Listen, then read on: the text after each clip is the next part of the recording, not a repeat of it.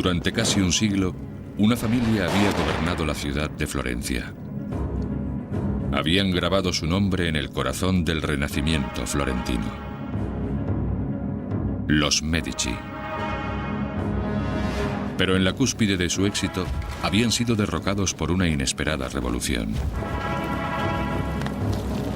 Ahora, dos primos criados como hermanos luchaban para resucitar la supremacía de su familia y recuperar el control de Florencia. Giovanni y Giulio de Medici aspirarían al poder máximo, el papado. Obligarían a trabajar a su servicio al mayor artista de todos los tiempos. Miguel Ángel Buonarroti redefiniría todos los campos de realización artística. Pero vería atemorizado cómo los Medici dividían la iglesia en dos y llevaban a Florencia, Roma y Europa entera al borde del colapso.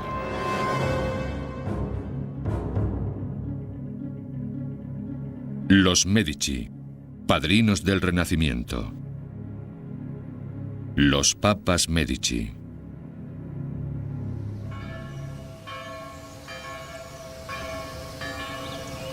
Florencia, 1501.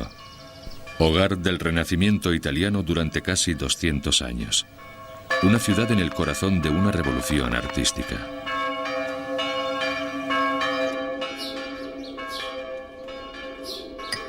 Y ahora, en un taller tras la catedral, una extraordinaria obra de arte empezaba a tomar forma.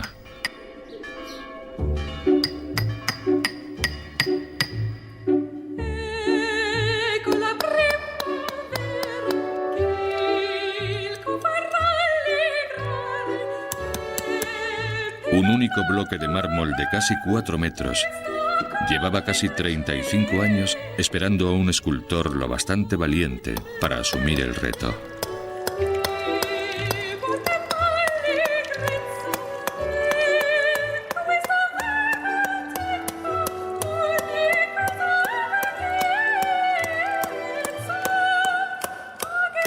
Aquel escultor se llamó Miguel Ángel Buonarroti. Miguel Ángel vivía para su trabajo. Creo que era, desde cualquier punto de vista, un adicto al trabajo. Apenas comía, no dormía mucho. A menudo se ponía a trabajar a altas horas de la noche con su martillo. Al parecer, una vez se pasó meses sin quitarse las botas, y cuando al fin se las quitó, con ellas salió también la piel.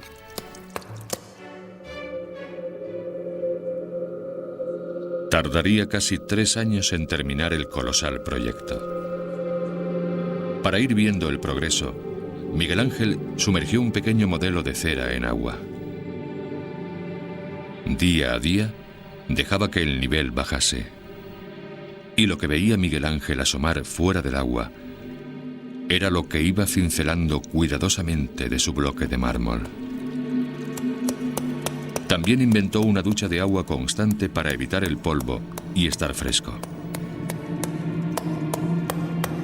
El gigante que Miguel Ángel estaba creando simbolizaría sus luchas contra la familia que una vez adoró.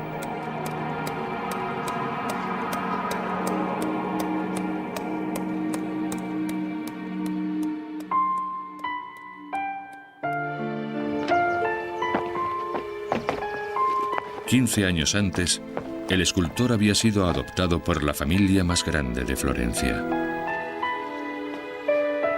Miguel Ángel se había mudado a casa de los Medici.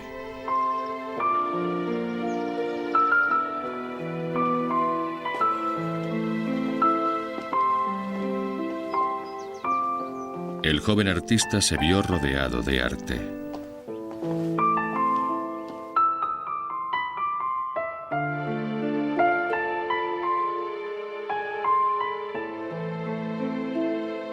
Esta dinastía única había educado a los más grandes artistas del Renacimiento florentino.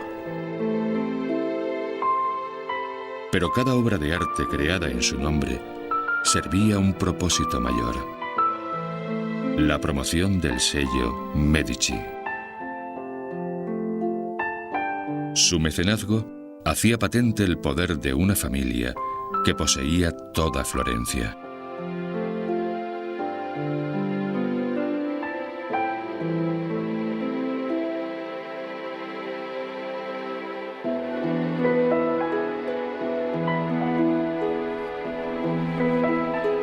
Miguel Ángel se crió junto a los herederos de la dinastía Medici y pudo ver cómo preparaban a Giovanni de Medici para la vida eclesiástica. Giovanni, el hijo de Lorenzo. En Florencia, Miguel Ángel había sobrevivido a la caída de los Medici y ahora su obra maestra estaba casi terminada. La ciudad pronto tendría un impresionante símbolo de independencia.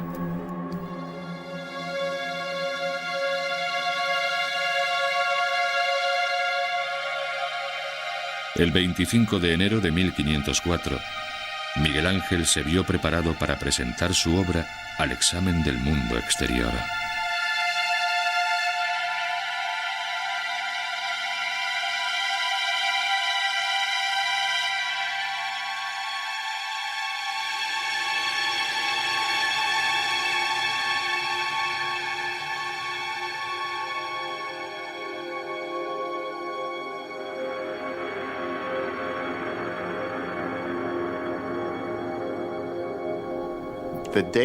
El David empezó como un encargo para la Catedral de Florencia, para colocarlo en lo alto del edificio. Por eso es tan grande, porque tenía que ser visible desde el suelo. Cuando lo terminó, las autoridades fueron a verlo y todos coincidieron en que era un paso adelante colosal y que sería una pena ponerlo en lo alto de la catedral porque nadie podría contemplarlo. Decidieron que había que colocarlo a la puerta del ayuntamiento. Pero el contexto determina el significado. En un edificio religioso se habría entendido básicamente como David el profeta, el héroe regalado por Dios. Frente a un edificio público de gobierno, se convirtió casi automáticamente en símbolo de la propia ciudad.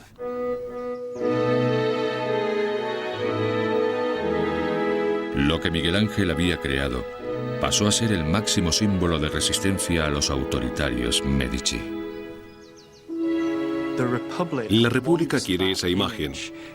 Quiere que Florencia sea David y que se vea a los Medici como Goliat. Lo que crea Miguel Ángel es una pieza increíble de arte republicano. Es mostrar Florencia tras los Medici, la muerte de los Medici. Eso es lo que representa el David.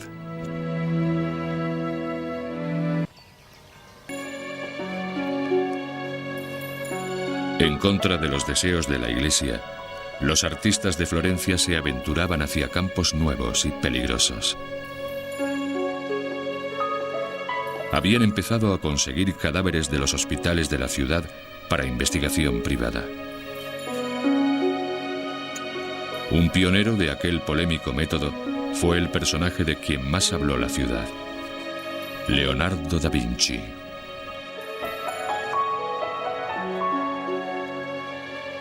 El gran maestro estudió detenidamente la complejidad del cuerpo humano. No se le escapaba detalle.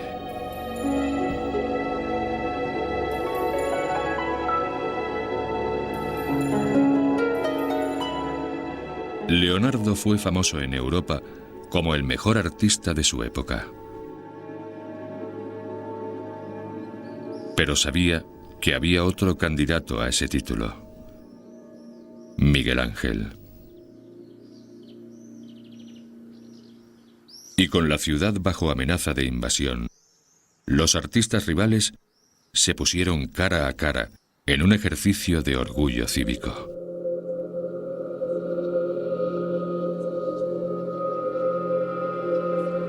A Leonardo y Miguel Ángel les ofrecieron sendas paredes de la gran sala del Consejo para decorar con frescos de batallas florentinas famosas. Fue una competición entre dos personajes totalmente opuestos. Leonardo es la sofisticación urbana, una figura elegante que se dedica un poco a todo. Miguel Ángel, por el contrario, es un genio poco refinado, muy frágil, muy difícil, con muy mal carácter. Y el choque es muy interesante, dos estilos muy distintos. Leonardo concibió la batalla de Anghiari como una escena de acción visceral y heroica. Nadie había plasmado una violencia tan frenética.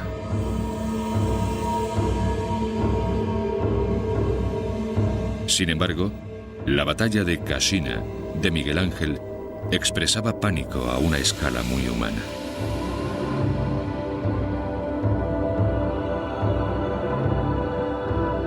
El artista había captado el estado de ánimo de una ciudad inquieta.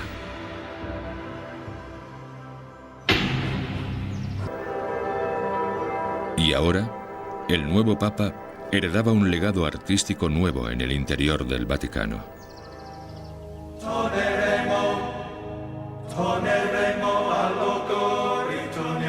Durante 4 años, Miguel Ángel Buonarroti había trabajado en un importante encargo en Roma. El último Papa, Julio II, le había ordenado pintar el techo de la capilla papal del interior del Vaticano. Pero el techo de la Capilla Sixtina tenía 1000 metros cuadrados.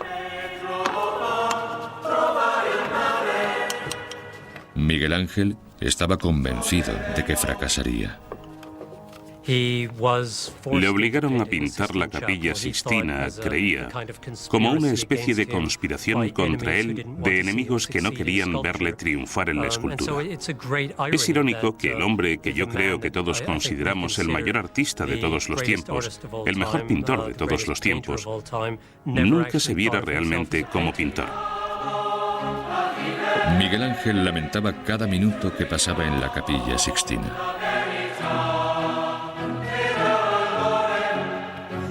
En esta posición tan difícil se me sube el estómago hasta la barbilla. Tengo los lomos en la barriga y no veo dónde pongo los pies. Con el incesante goteo desde el techo, el pincel me pone la cara como un mosaico.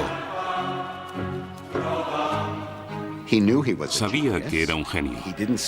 No soportaba a los tontos.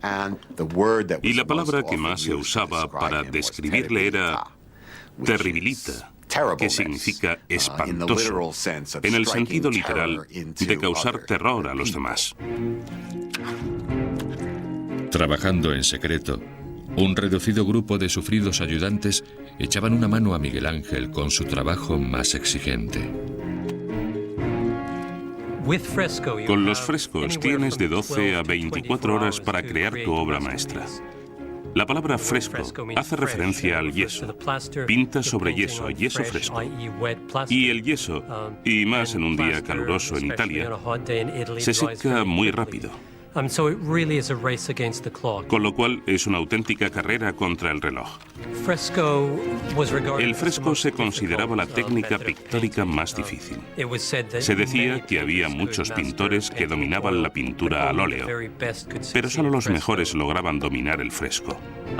Tras varios años en el andamio, era un verdadero maestro, un virtuoso. Podía pintar grandes escenas en un solo día.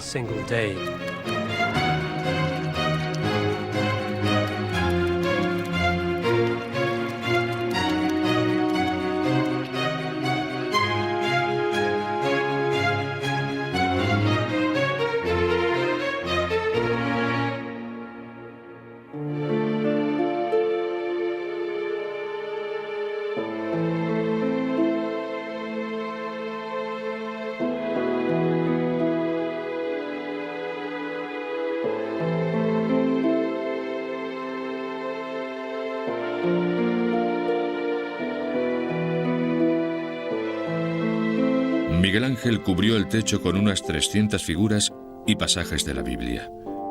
Entre ellos, el diluvio, el origen de las estrellas y la creación de Adán.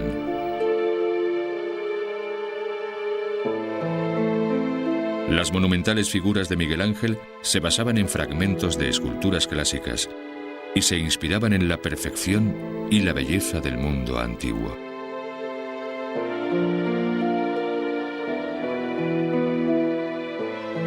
Partiendo de la reticencia y la frustración, Miguel Ángel había modelado la genialidad. Se podría decir que la mayor obra de arte del Renacimiento. Miguel Ángel. Un enorme fresco en el interior del Vaticano marcaría la culminación de su trabajo para los papas Medici. Pero también reflejaría el estado de ánimo de Miguel Ángel hacia sus mecenas. Sobre el altar de la Capilla Sixtina, Miguel Ángel decidió representar el juicio final.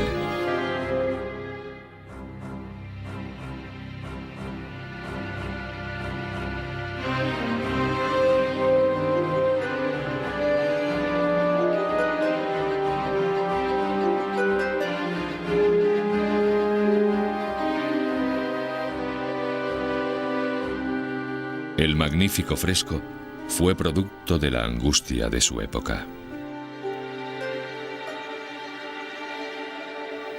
Es uno de los periodos más trágicos de la historia de Europa. El arte ya no podía ser una mera representación de la belleza natural como lo había sido en el Renacimiento, debido a los dramáticos acontecimientos de aquella época.